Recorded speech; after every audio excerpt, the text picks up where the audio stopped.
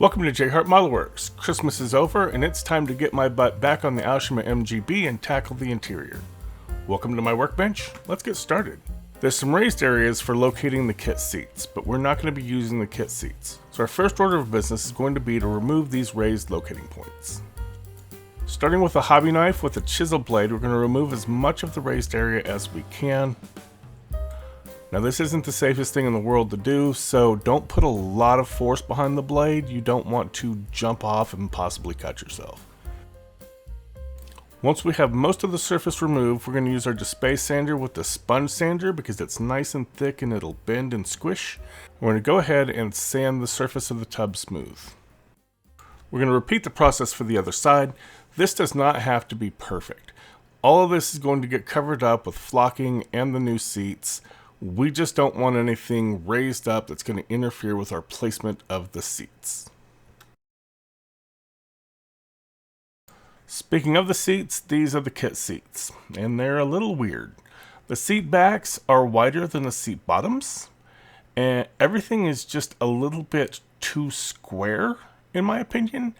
And for an MGB, these seats are entirely too perfect.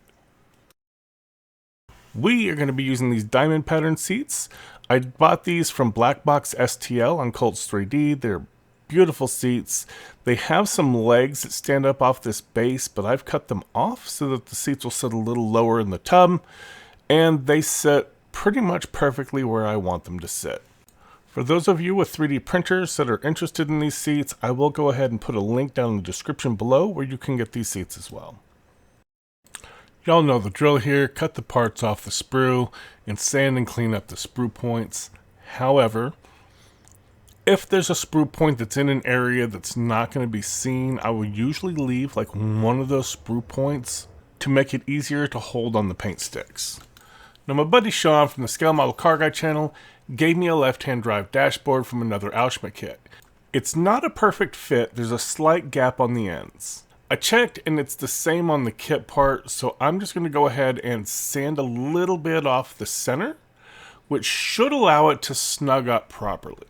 I'm starting with a 240 grit sander, and we're just going to sand it until it snugs up, and then we'll clean it up with the 400.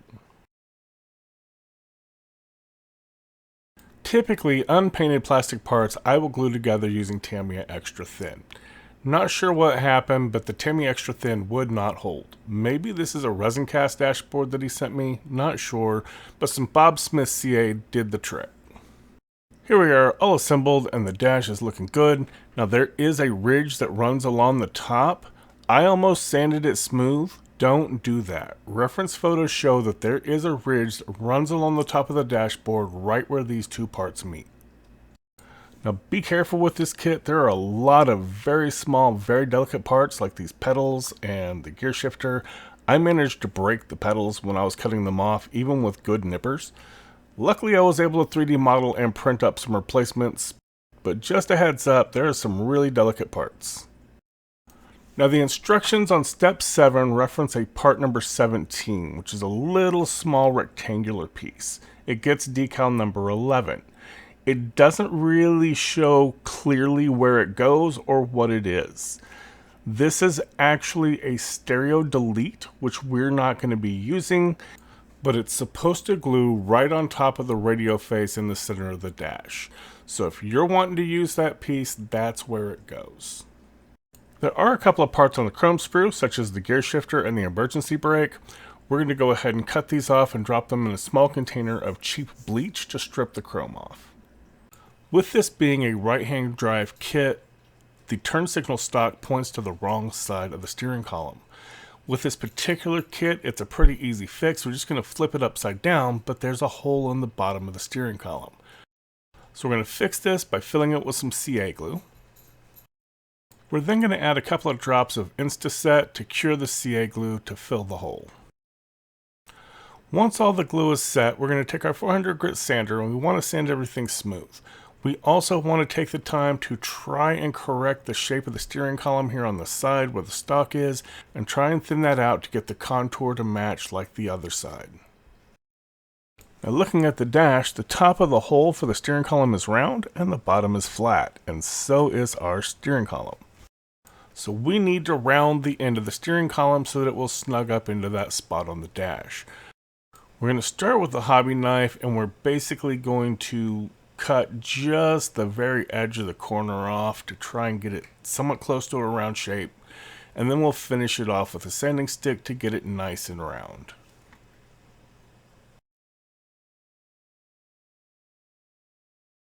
We have everything painted, and our next step will be to flock the interior tub. I'm going to use some blue tack to fill in the hole where the shifter assembly goes, as well as to cover the area ahead of it where the dashboard glues into the tub. We don't want to get flocking in here, things won't fit together properly. I use blue tack for a lot of things, including masking, and for paint you can just pull it off, smash it up, and reuse it. For flocking though, when you remove it, you want to go ahead and just throw it away. Next, we're going to put down a couple of pieces of masking tape right where the seats go. This way they have a nice, smooth surface to glue to and won't fall off because they were glued to the flocking. Next, we're going to pour some flocking into our tea strainer. Like I always say, don't use your wife's tea strainer. Go on Amazon and get your own. Next, we're going to put down a nice layer of adhesive. There's a bunch of different things you can use for this, and really they all work. Some guys use Elmer's glue thinned down with water. Some guys use enamel paint that's the same color as their flocking. I have a jar of Tamiya's acrylic semi-gloss clear. I'm not a fan of Tamiya's acrylic clears. They're too soft. But for this, they work perfectly. We're just going to brush on a nice layer over the areas where we want the flocking to go.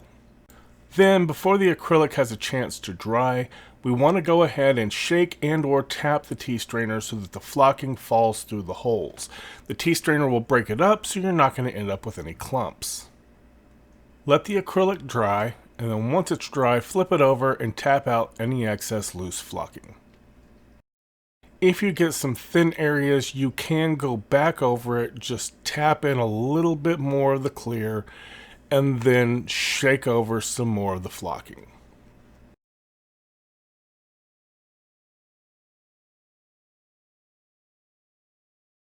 Once we're done, we can remove all of our masking materials. Now, I like to flock over a folded sheet of paper. That way, to clean up, I can just fold it up and pour the excess material back into the bag and recover probably a good 90% of my flocking. Next up is the door cards, and we're going to start with some detail painting. We're going to put a drop of Vallejo Model Air Silver onto a piece of Tamiya tape. We are then going to use a 0.3mm mechanical pencil. We're going to run a little bit of lead, dip it into the silver paint, and just tap the tip of the pencil lead against each one of these little bolt details. And using a mechanical pencil gives you so much more control than trying to do this with a brush.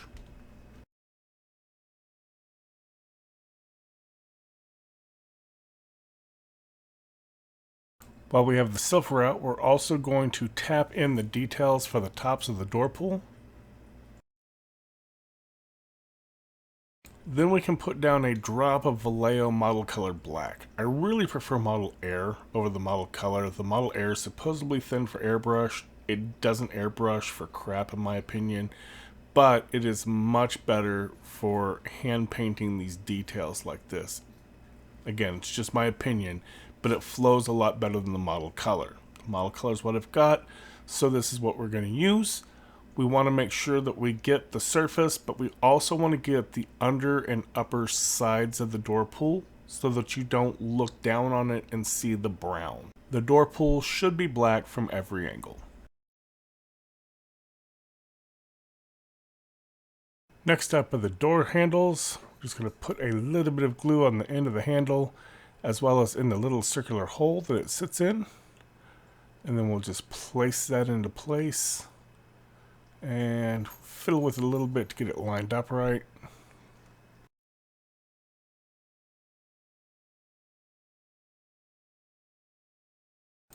And on to the window cranks. Now the kit comes with some nice window cranks, but my non-slip tweezers slipped and sent one off to Valhalla, so I have 3D printed off some of my own. There is a link in the description box below, so if you have your own 3D printer, you can purchase my window crank file and print off some of these yourself.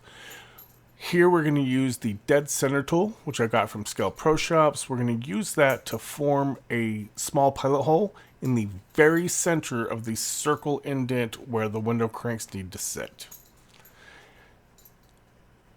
We're then going to use that pilot hole to drill a 0.6 millimeter hole in the very center. You want it as centered as possible into that indent.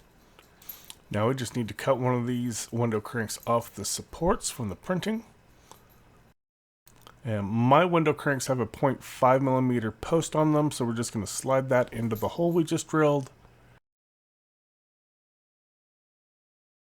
We're going to go ahead and get this positioned where we want it. That looks about good there. And then we're going to put our finger over it to hold it in place. Flip it over and put a little bit of CA glue on the back side so it's nice and clean and we don't have any glue marks. And that's going to wrap up the door cards. Here are the seats that we printed off from BlackboxSTL. They have these little bases that are supposed to sit like that.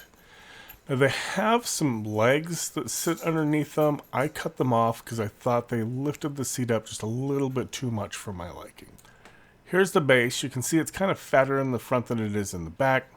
We're going to go ahead and put a little bit of CA glue on this little square locating pin. And then we want to go ahead and glue it in place to the seat.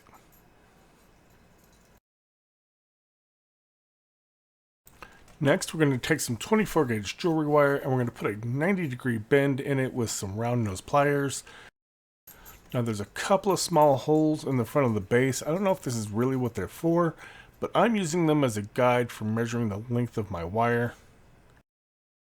We're going to put another 90 degree on the other end and then cut them off with some wire cutters. After a quick test fit, we're going to cut the ends down a bit more so that it fits properly. And do another quick test fit just to make sure everything sits correctly. And after a little more adjusting, we're going to put a couple of drops of glue right in those little holes. And then we will slide our seat adjustment bar into place. So it looks like we got the little bar that we can just reach down and grab to slide the seat back. Next, we're going to work on some seat belts, but first we need to change out the hobby blade. A nice fresh hobby blade will give us a nice clean cuts on the ribbon. I like to store my old blades in an old pill container so that when I do fill it up and throw them away, no one's going to get cut with the old blades. Now for seatbelt material, I like to use 1/16 inch or 2 millimeter wide ribbon. Get it on Amazon, get it at eBay, sometimes at your local hobby shop. Comes in every color imaginable and fits through the holes in the photo etch. Now for threading this through the seatbelts, I like to cut this at an angle so it makes a nice, clean, sharp point. For this car, we're going to use one of these older European style latches at the bottom, and that point just makes it a lot easier to thread right through the hole. For me, it's easier to thread the ribbon through the photo etch while it's still on the fret. The fret gives you something to hold on to.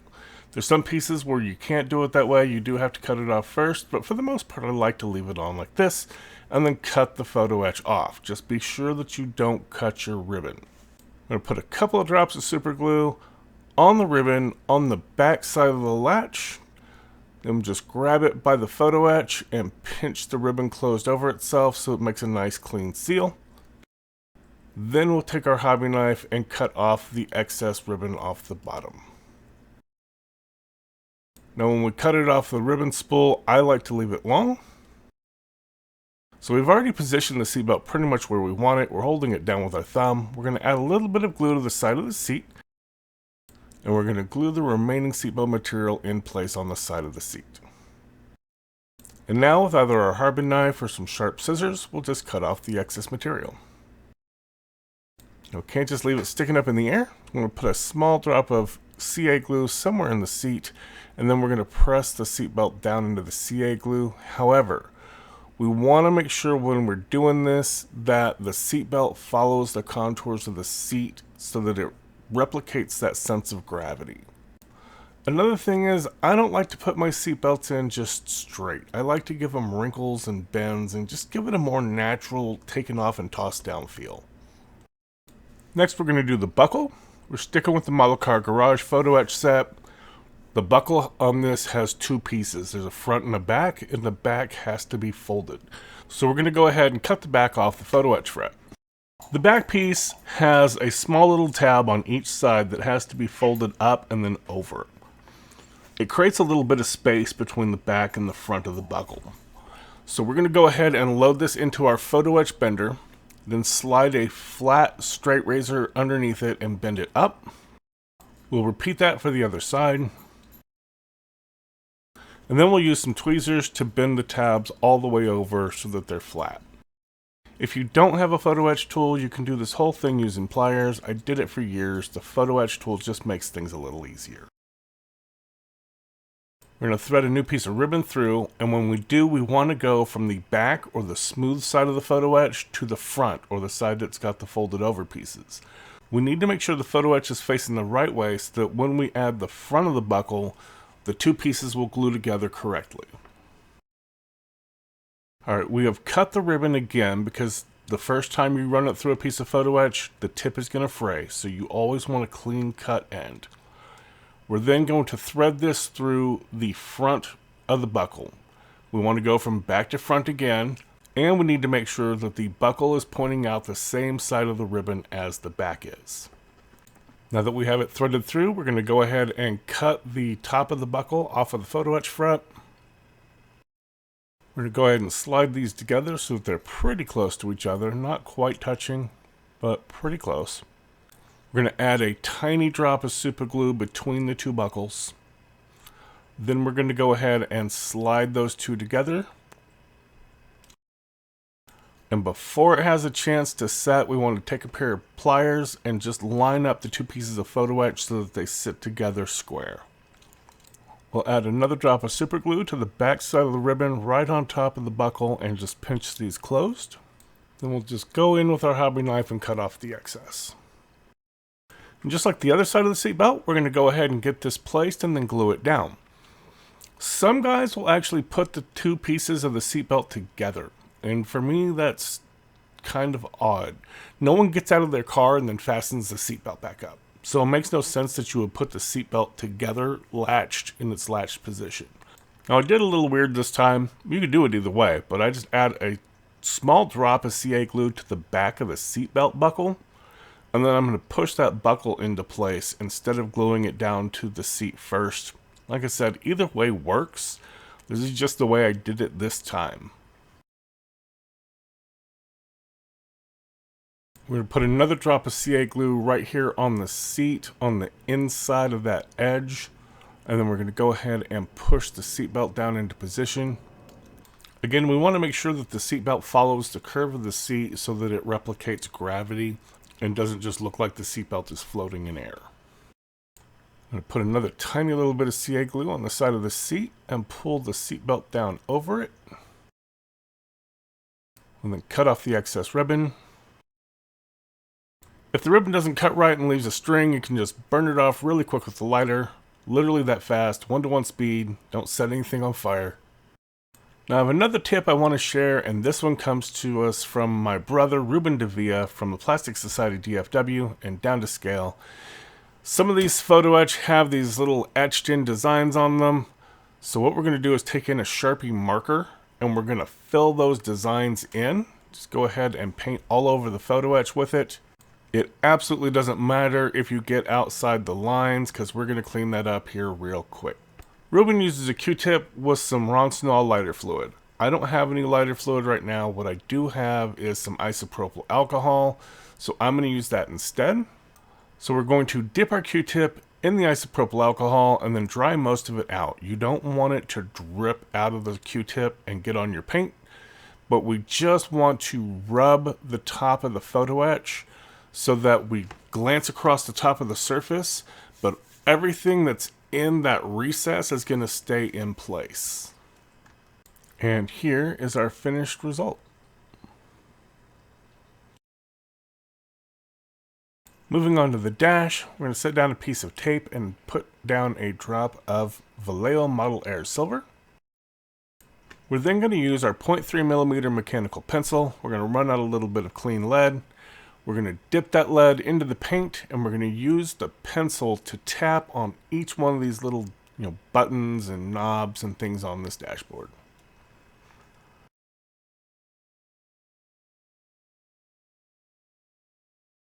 You can usually get 1 or 2 buttons between dips into the paint, so dip into the paint often, and also clean the tip of the pencil lead periodically. Either rub it off on a piece of paper towel or break it off and run out some new lead. I don't do this nearly often enough, and it starts to build up, and it kind of gets blobby on some of the buttons. So keeping the brush clean will help reduce the blobbiness and mistakes, and just help keep things nice and clean when you're putting down your details. While we're doing our detail painting here, I want to give a huge shout out to my girls. Kira is my daughter's best friend. She's staying with us right now due to an issue with a car accident, and her and Livy work together. So she's been staying with us for a little bit during the work weeks and then going home on the weekends. But her and Livian got together and got me a brand new microphone for Christmas. So this audio is so much cleaner than trying to record it using a webcam microphone. I haven't had to go in and do any noise reduction filters or mess with the volumes or anything. It has been absolutely awesome. So once again, a huge thanks to Kira and Livy. Love you guys very much. Now there's this big mesh piece at the bottom that needs to be silver as well. I don't know if this is like a heater vent or something. I think maybe it's a heater vent. But we're going to go ahead and do the outside trim the same way with the pencil. Just marking it and dip it in the paint and mark it around. We're then going to take a paintbrush and we're going to dry brush the center of this mesh.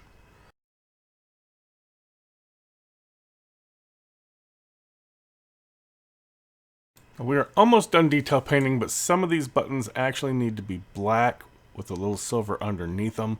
So we're going to put down some Vallejo black, and then we're going to do the same thing. We're just going to go ahead and touch over the tops and just get the very top of the buttons with the Vallejo black so that you still get the silver base under them.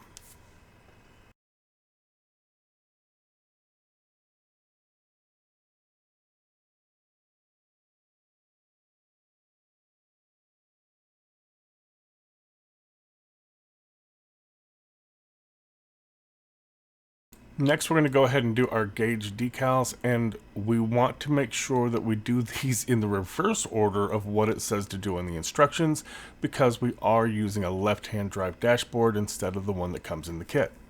So we've put down a little bit of microset where we want the decal to go. We're going to dip the decal into some warm water for about 10 seconds, and then just pull it off with our decal tweezers, and then use the Tamiya decal tweezers to set it into place. We can then press in a cotton bud to remove any excess moisture and get it pressed firmly home. We'll repeat that for all of the gauge decals, and then we can move on to some bezels. We're going to use some gauge bezels from Mr. Model. These guys are down in Brazil. They do some great photo etch. Just looking to see which ones I want to use. Using our Xuron photo etch scissors, we're going to cut one of the rings off the fret.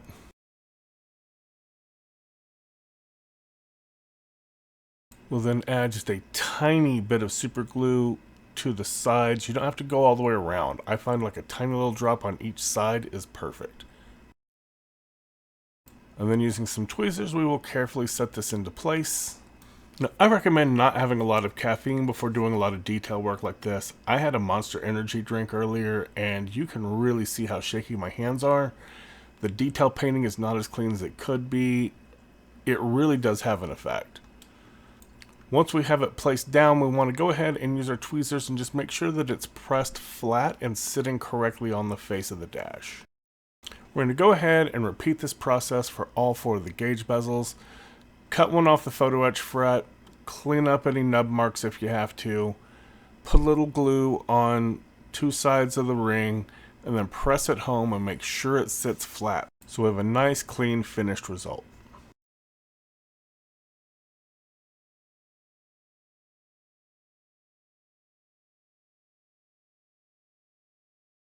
Now we are almost done detailing this dash, but there is one more thing I want to do. I want to go ahead and use some Bondic And I'm going to put just a small drop into each one of these gauge clusters and hit it with the UV light.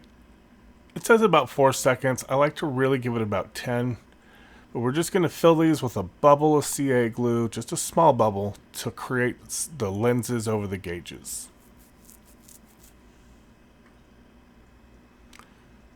Go over them, and this time I'm just going to give it a little extra to all of them. Make sure they're nice and cured. We don't want to accidentally hit something with a finger or a thumb and smush it. And that is our fully detailed dashboard. Like I said, it could be cleaner. Caffeine is not always your friend, but I think it's alright. Alright, moving on from the dash detail, we're going to put some glue in here and glue our steering column into place.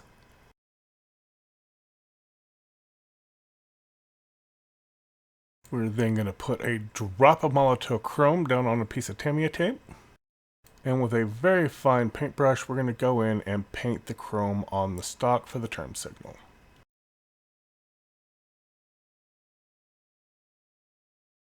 Now I did get a little carried away with the chrome, so I'm going to come back in with some Vallejo black and just do a nice little flat black on the knob at the end. Once all that has had a chance to dry, we are going to come in and we are going to glue on this beautiful banjo style steering wheel. There is supposed to be a red MG logo on it. While trying to set that in place, I fiddled with it far too many times and eventually ended up losing it. So it's not on there right now. I did find some MG logos in my stash a few days later. So while the decal's not on the steering wheel right now, it will show up on the final assembly video. Even without the decal, I think our dash is looking really good. All of our sub-assemblies are done, and now it's time to put it all together. We're going to start with the pedal box, which I broke the one from the kit, so I managed to 3D model one that looks fairly close. Now, because this is a right-hand drive kit, the pedals are supposed to go on the right-hand side of the interior tub. That side is straight. The passenger side is curved. To address this, when I modeled the part, I modeled the backing extra thick, so we can then take our Dremel and we're going to grind out a notch that's going to follow the curve of the interior tub. We're also going to do our test fitting completely out of frame so that you can't see what we're doing. Once we have the shape where it fits well, we're going to go ahead and put some super glue on the back, and then we're just going to press it into place. We're then going to fiddle with it repeatedly until we finally get it to sit where we want it to sit.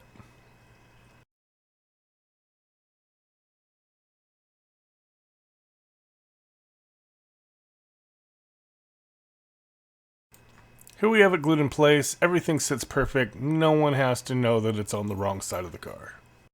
With the pedals out of the way, I like to work from the middle out. So we're going to start with the shifter. We're just cutting it off its little bit of sprue, and we're going to sand that nice and smooth. We need this nice and smooth because we're going to add a little bit of CA glue right here, and we're going to press it into this chrome surround piece. It's really nice that Aoshima separates this chrome surround from the shifter, makes it really easy to get a nice flat black on the shifter boot and still get a nice chrome finish on the surround. We're then going to put a couple of drops of CA glue right here in the hole where this goes, and we can press this into its spot. Now, this is why we wanted to make sure we got no flocking in here, because it is a very snug fit. Also, there is a slight curve to this shifter, so we want to make sure we glue it in correctly. It should curve towards the back of the car. Next up, we have another small little chrome piece to glue in here. I have no idea what this is. It's just a small little rectangle.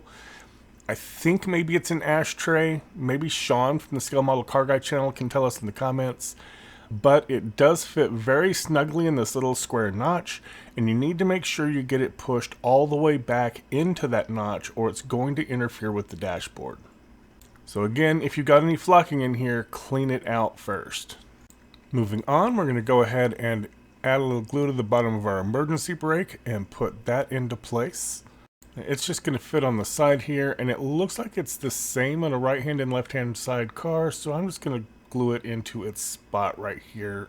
Alright, next we have the seats, and if you don't know, the latch portion goes towards the inside of the car. We're going to put a little CA glue on the bottom of the seat, and then we're just going to press it down into place on the clean section of the interior tub.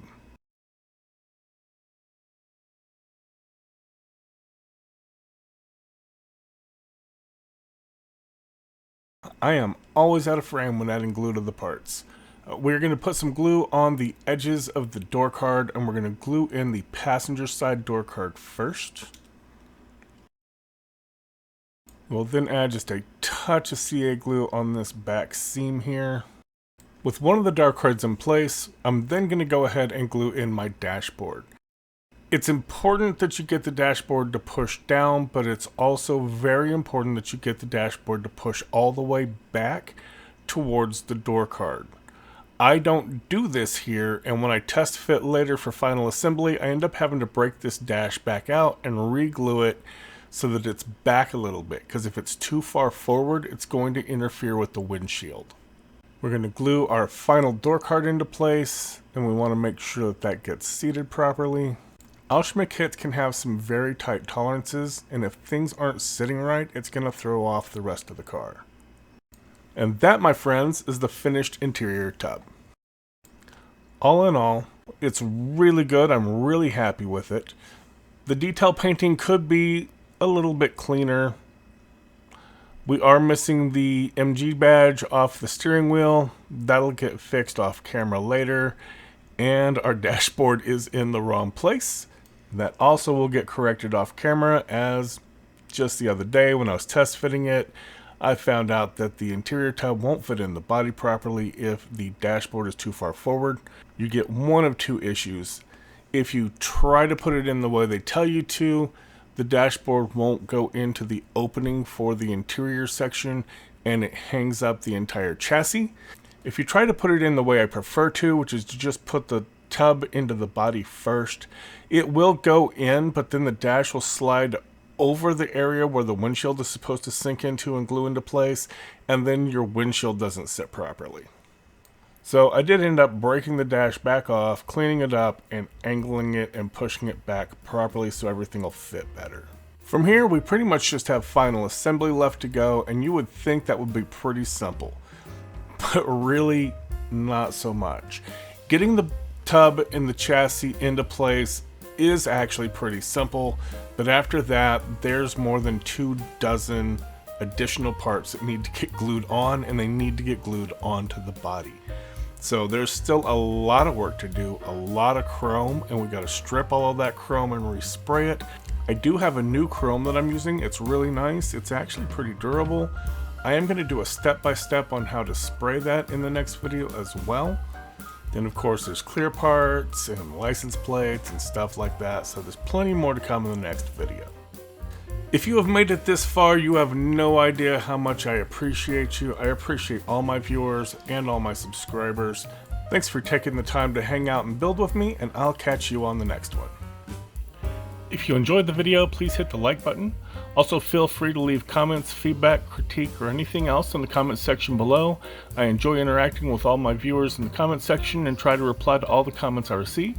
If you want to catch future videos, please consider subscribing to my channel and make sure you click the bell notification icon so you can be notified when I upload new videos.